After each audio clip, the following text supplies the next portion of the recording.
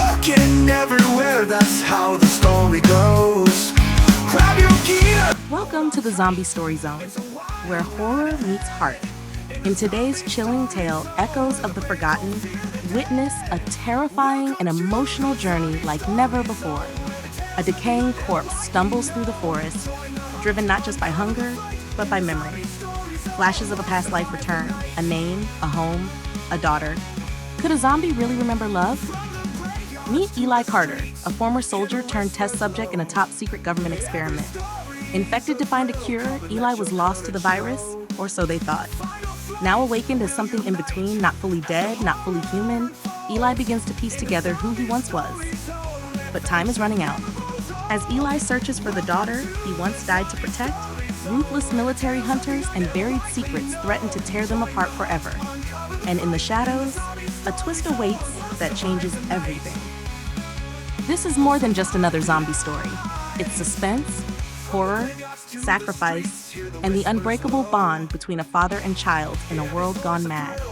Subscribe to the Zombie Story Zone for more thrilling undead sagas, emotional twists, and cinematic horror fiction. Because some zombies remember. Zombie thriller, undead drama, Zombie Story Zone, father-daughter horror, Project Z, apocalypse twist. The tales of the undead widely known. Join the hunt, uncover the fight. In the Zombie Story Zone, we'll survive the night. Darkness, still, cold, endless. Then, a flicker. The sound of flies buzzing, damp earth pressing against skin that no longer felt pain, and then the hunger. Not for food, but for something raw, vital living. The creature stirred beneath a blanket of dead leaves and twisted roots. Fingers, stiff and broken, clawed at the soil. One hand emerged, then an arm. A figure dragged itself from a shallow grave as crows scattered overhead, cawing wildly. A body, rotting and misshapen, rose into the fog-soaked woods. Its left eye was gone, the socket black and empty. Flesh peeled from the jaw, teeth exposed like jagged rocks. Torn clothes clung to a decayed frame, soaked in mud, blood, and memory. Yes, memory. That was what made this one different. The others woke to nothing but instinct, hunger, the urge to kill and feed. But this one, this husk of a man, paused, looked at the trees, at the clouds drifting slowly above, and something inside remembered, a name. Just a whisper at first, carried on the wind like an echo, Eli. The name struck like lightning through the fog of his undead brain. He stumbled forward, lurching between trees, arms twitching with confusion. His body moved with the awkward drag of death, but his mind, what remained of it, began to stir. Flash, a child's laugh, flash, a woman's voice calling from the porch. Flash, fire, screaming, a bite. He grunted, grabbing his head, swaying with nausea. The memories weren't whole, they came in flashes, shards, but they were real. He had been someone, not just a walking corpse, a man, a father. The wind blew harder now, carrying the faint scent of smoke and moss. He followed it, staggering towards something familiar. A path, a mailbox, a broken sign with a name half-faded. He stood before a cottage smothered in vines and ash, its windows shattered, its front door hanging loose. And in that moment, he didn't groan like the others. He trembled. The hunger still clawed inside him, but for the first time since death, he felt something stronger. Fear. Because Eli Carter was no ordinary zombie. He had come back with a mind and memories that refused to stay buried. The trees whispered, not with words, but with memories. Leaves rustled like voices from a distant past, brushing against Eli's ears as if trying to remind him who he once was. He moved slowly through the dense forest, each step heavy with decay. Birds stopped singing. Animals hid. Nature itself seemed to hold its breath as he passed. The wind carried the scent of mold, ash, and something deeper, nostalgia. Eli stumbled onto a dirt path worn with time, partially covered in creeping weeds. Something about it tugged at him. His head tilted. His rotten fingers grazed the old wooden fence that lined the trail, now broken and soft with rot. A rusted mailbox leaned on one hinge, its paint flaking off like dead skin. He stopped. The name was carved into the metal, almost erased by years of rain and fire. The name burned into his mind like a brand. He blinked, twitched, trembled. That was his name, his life. He turned his sunken eye toward the house at the end of the trail. A cottage stood half hidden behind twisted trees, roof sagging, chimney crumbled, windows dark and lifeless. Ivy wrapped around it like a noose. Time and fire had chewed through the wood, leaving the structure wounded, almost skeletal. Eli staggered to the porch where a charred swing creaked in the wind. His hand, torn bloodless, reached for the door. It creaked open under his weight. Inside, silence ruled. Dust lay thick across shattered furniture. The scent of smoke lingered, buried under years of still air. A couch, half burned, a kitchen torn apart, walls scorched, toys scattered. Then something glinted under broken glass. A photo frame. He knelt slowly, trembling as he lifted it with trembling fingers. 3 people smiled in the picture. A man, tall, proud, in a soldier's uniform, a woman with red hair, gentle eyes, and a girl with missing front teeth, laughing wide, arms wrapped around both of them. His hand shook, his jaw clicked. The man in the photo was him. The picture slipped from his grasp, landing face down on the ashen floor. He staggered back, bumping into the wall, groaning, not with hunger this time, but something deeper. Grief. Recognition. Eli Carter was not just remembering, he was becoming again. And the house was only the beginning. It started as a flicker, a color, a sound, the scent of something sweet, vanilla and burnt sugar. Eli stood in the middle of the ruined kitchen, surrounded by blackened walls and broken dishes. Something in this space pulled at him harder than hunger ever had. The table, or what remained of it. He walked closer, dragging his foot behind him like a limp branch. One leg was stiff, torn muscle clinging to exposed bone, but he moved with purpose, as if muscle memory still lived in the corpse. On the table sat a melted candle in a cracked glass jar. Birthday, the word pulsed in his mind, followed by laughter. He closed his one eye and clutched his head. It throbbed like a dying engine. And then, flash. Balloons taped to the wall, a little girl with messy braids clapping her hands, a cake with pink frosting, a woman singing, his arms around them both. Then, a scream. The memory shattered like the window next to him, and Eli let out a low groan. He backed into the hallway, tripping over scorched wood. His shoulder slammed against the wall. Another flash. He saw himself dragging furniture against the front door. Red lights flashing outside the windows. Gunfire. The bite on his arm. Small, almost hidden. The panic in the woman's voice. "You said we were safe." The sound of a child crying. Eli stumbled into the living room. The couch was overturned. A teddy bear lay face down near the fireplace, half burned. He picked it up, held it, tight. Another wave of images struck him, this time slower, clearer. A name. The word hit harder than anything. His knees buckled and he dropped to the floor, not from pain, but from memory, his daughter. Her giggle echoed through his mind, curling around his rotted brain like warmth in the cold. She had made that sound every time he lifted her onto his shoulders. He hadn't just lived in this house. He had loved in it. He had lost in it. He had died in it. He dropped the bear, looked down at his own hands, gray, cracked, missing 2 fingers. But they remembered holding her. His mind, once buried in rot and ruin, was bleeding memory now. And Eli Carter realized the cruelest part of coming back from the dead was remembering everything he had to live for. The forest no longer whispered. It growled. Eli jerked his head toward the distant sound. Sharp, unnatural, human. Voices. Crackling radios, boots crushing leaves, the low whine of a drone overhead. They were close. He stood at the broken window of the cottage, half hidden behind a torn curtain. Smoke clung to the air like old breath. Through the trees, he saw them. 4 figures moving in formation. Guns raised, helmets low, eyes scanning. Not scavengers, not survivors. Hunters. Target last spotted near Sector 9, one of them spoke into a headset. Possible Type Z. Type Z? Eli didn't know what it meant, but his body reacted. Fight or flee. He didn't belong here anymore. Not to them. Not to their world. He turned from the window. A rusted grill on the porch caught his foot. It clanged and tumbled, hitting the ground with a metallic crash. "Movement!" someone shouted. "Behind the structure!" A red laser beam sliced through the mist, scanning for heat signatures. Eli fled out the back, stumbling over tree roots, ducking branches. His limbs didn't work like they used to. One arm barely moved, but still he pushed forward, fast, too fast for the dead. The hunters noticed. "He's running?" a voice crackled. "That thing's not shambling. Repeat, it's running." Switched to lethal. Eli dove behind a rotted log as bullets shredded bark above him. Leaves exploded in the air like green shrapnel. One round struck his shoulder and spun him onto his back. He didn't bleed, but the pain still registered, just enough to remind him what he once was. He rolled down a slope into a gully. The world blurred. He slid through thick mud and hit the bottom with a dull thud. Silence again. The footsteps passed overhead. The hunters moved on. Eli lay motionless beneath the ferns, broken and gasping.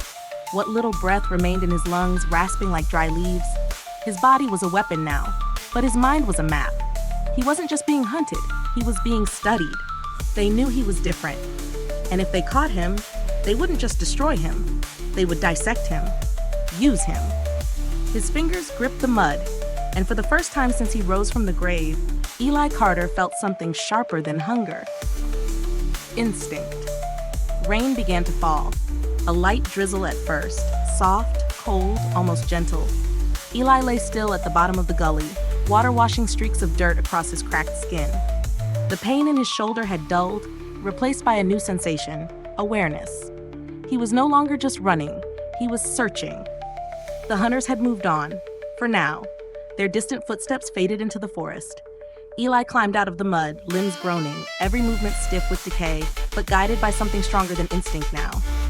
Purpose. Through a gap in the trees, he spotted something bright in the grayness. A splash of red, small, moving. He froze, one arm braced against a tree trunk, his one good eye locked on the color as it weaved through the woods like a flame. Red jacket, hood up, small frame, a child. She didn't run, she didn't scream, she just walked. Carefully, almost like she knew where she was going. Eli's legs moved without thought. He followed the trail she left behind, broken twigs, fading footprints, the occasional thread of red fabric caught on bramble. She never turned back, never looked over her shoulder. And still, somehow, he felt she was leading him. He reached a clearing, empty, except for a fallen tree, snapped in half like a bone. The red-jacketed girl sat at its base, staring into the rain, her hands cupped around something. A photo. He stepped forward, branches snapping underfoot. She didn't flinch. She turned her head slowly. Her eyes, wide, brown, familiar, met his. She didn't scream, didn't run. Instead, her voice came soft, steady. "Dad?" The word crushed him like a wave. He staggered, knees buckling, chest heaving with the memory of her laugh, her smell, the way she used to cling to him during thunderstorms. It was her, Lila, alive, older now, wiser, but real, and not afraid. She stood and walked to him, trembling just a little. "You came back," she whispered. He opened his mouth, but no words came. Just a grunt, a choking rasp, but she understood, her arms wrapped around him, not in fear, but in recognition. The monster everyone was hunting had found his way home. But in the distance, the wind carried new sounds. Helicopters, and another voice on the radio. "Subject Alpha has made contact." Lila's arms around Eli felt like warmth through ice. Her heartbeat, quick, alive, human, echoed in his hollow chest like something sacred.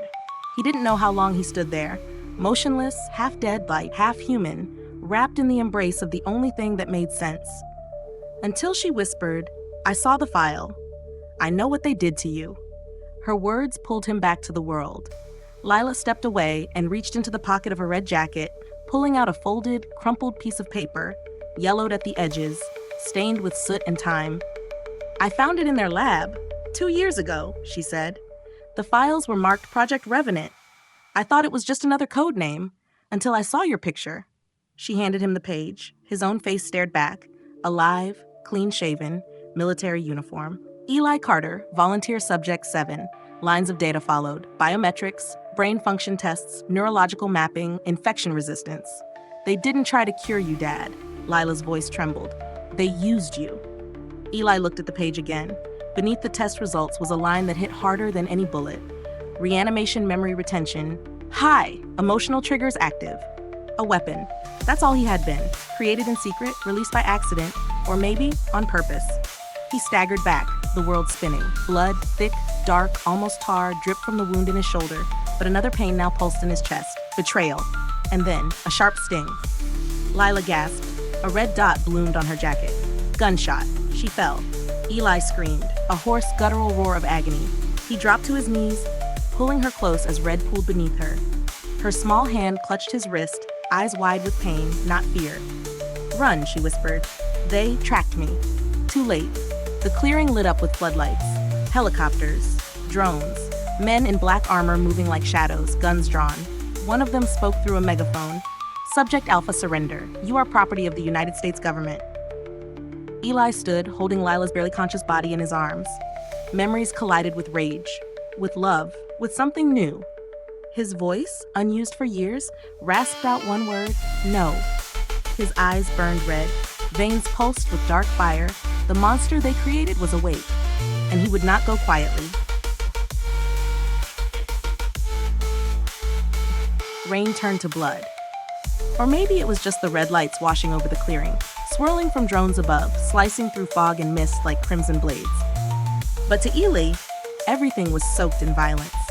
Lila lay limp in his arms, breath shallow, blood seeping through the fabric of her jacket. Her eyes fluttered, but she was alive. For now. Behind him, the forest pulsed with the sound of boots. Dozens of black-clad soldiers emerged from the shadows, masks hiding faces, rifles raised, safeties off. They moved like machines. No hesitation, no mercy. The man with the megaphone spoke again, voice cold and mechanical. Subject Alpha, surrender now. This is your final warning. Something in Eli cracked. Not a bone, not a wound reopening. Something deeper. The last thread of what made him human began to tear, and the thing underneath stirred fully awake. A sound escaped Eli's throat. Not a moan, not a groan, but a snarl. Low. Animalistic. Ancient. It vibrated through the trees, sent birds fleeing and men stepping back without meaning to. One soldier fired. Eli didn't move. The bullet slammed into his side and lodged in dead flesh. Then another, and another. He dropped Lila gently to the forest floor and rose. Slow, deliberate. His spine cracked as he straightened. Bones shifted, veins bulged. His skin, gray and rotted, began to ripple, swell with unnatural strength. He wasn't just a zombie anymore. He was becoming something else, something born of science, sorrow, and rage. A revenant, a creation meant to follow commands. But Eli Carter had remembered who he was, and that made him dangerous. The soldiers opened fire. Too late. He moved like a shadow soaked in fury, faster than death should move. He slammed into the first line of men, ripping through armor like paper, breaking bones with one hand, crushing throats with the other. Screams filled the air, muffled by thunder and gunfire. Blood splattered the trees. One soldier tried to run. Eli grabbed him by the ankle and dragged him back into the clearing, tossing his body against a tree so hard it cracked. The others fled, but the forest held no mercy now. And through it all, Lila watched with wide, flickering eyes, too weak to scream. When it was over, Eli stood among the fallen, bodies broken, silence thick, rain washing away the blood. Lila whispered, "You're not my dad anymore." He turned slowly toward her, something flickering behind his one good eye. Grief or hunger? The line between the monster and the man was vanishing, and what came next was worse than death. The clearing was a massacre. Steam rose from torn bodies, rain sizzled as it hit exposed wires and ruptured biotech implants beneath the soldier's skin.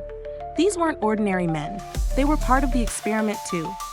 Eli stood in the center of it all, blood dripping from his hands, eyes glowing faintly in the dark, chest heaving like a dying engine that refused to shut down.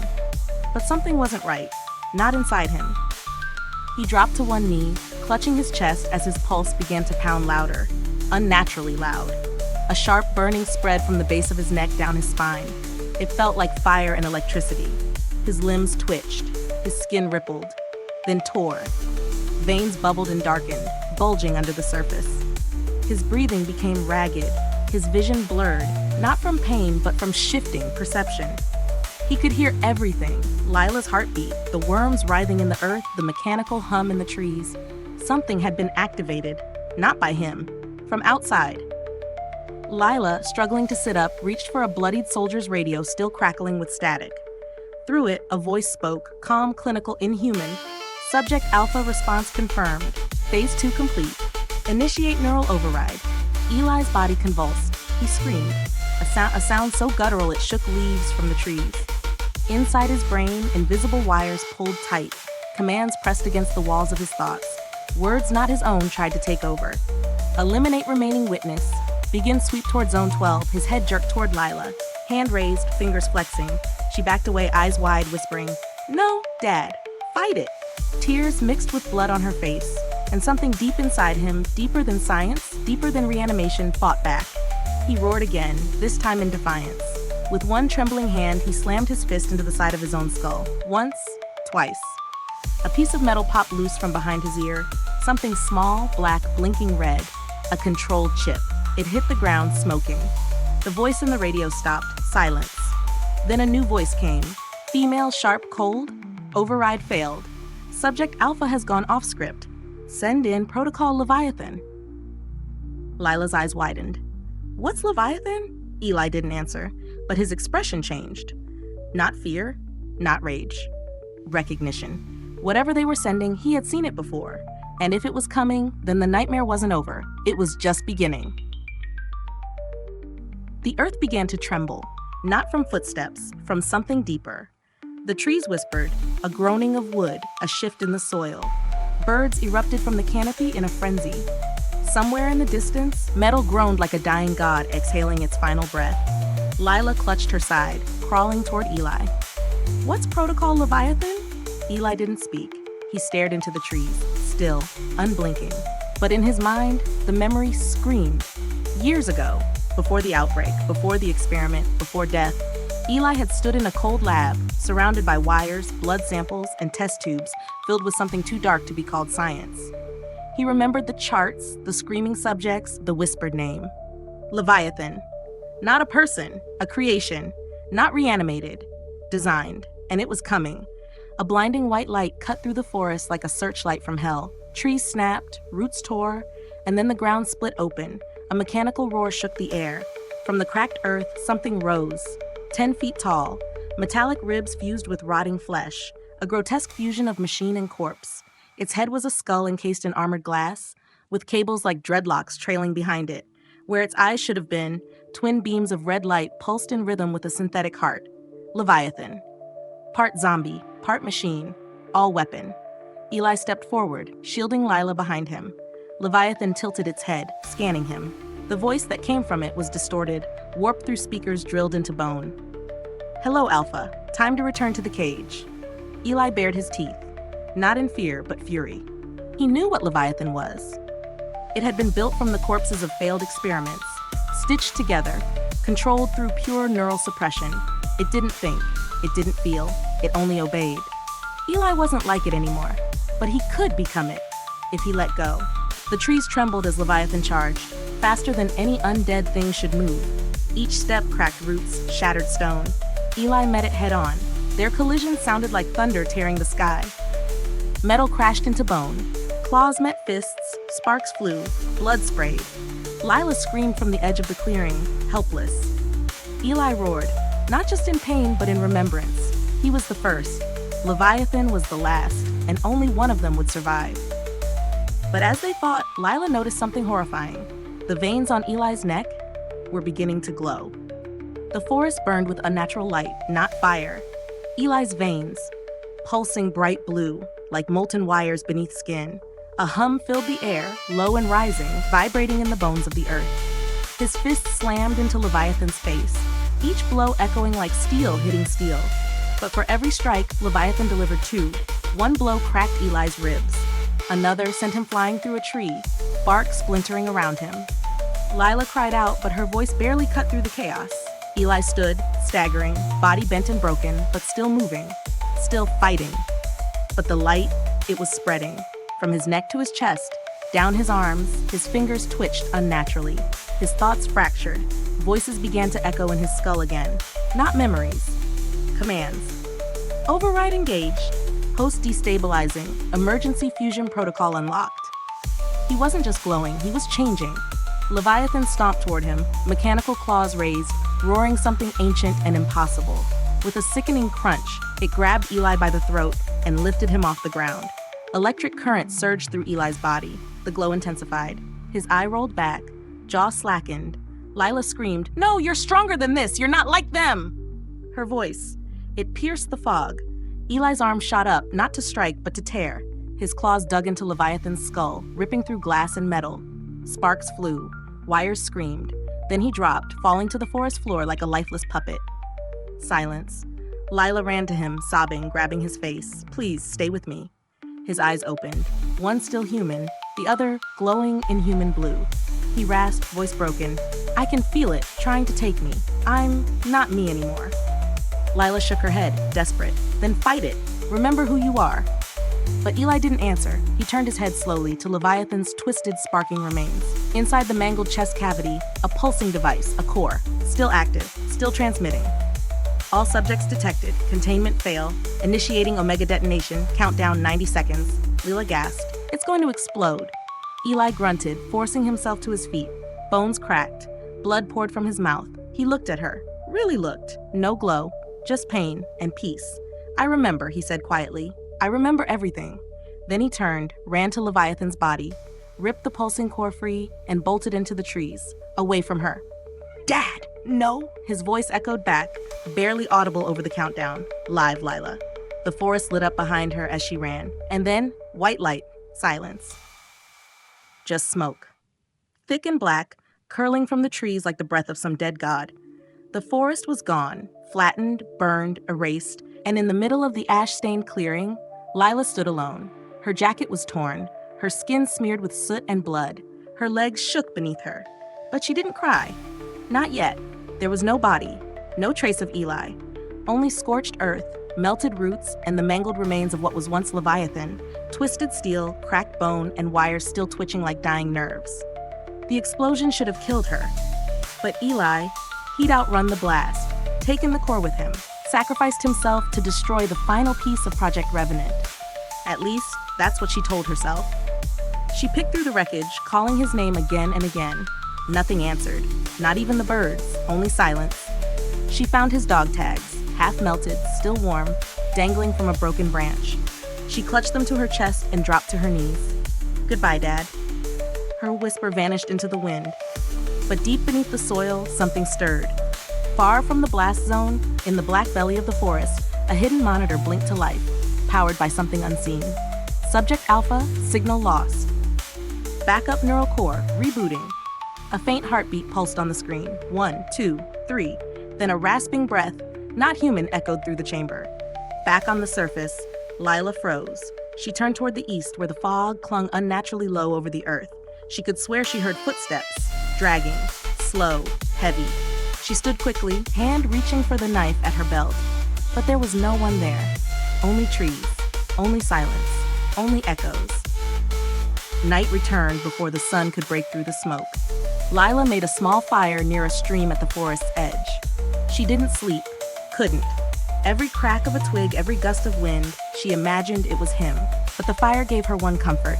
It reminded her of stories he used to tell her, before everything, before death became real, before her father stopped being human. And yet, she still believed. Not in fairy tales, in him.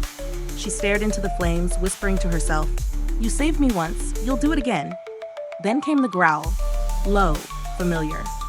Lila rose to her feet. Across the stream, just beyond the fire's glow, a figure stood, tall, broad-shouldered, limbs trembling, eyes glowing faintly in the dark, but not blue. Amber, soft, sad, and unmistakably aware. "Dad?" she whispered, stepping forward. The figure didn't move. He was wrapped in scorched fabric, flesh blackened, bone visible through torn muscle. But he wasn't limping. He wasn't decaying. He was surviving. Eli Carter, the man who had died, stood alive again. Not fully human, not fully monster, something else. His voice rasped from deep within. "They'll come again? I remember what they built, what they buried."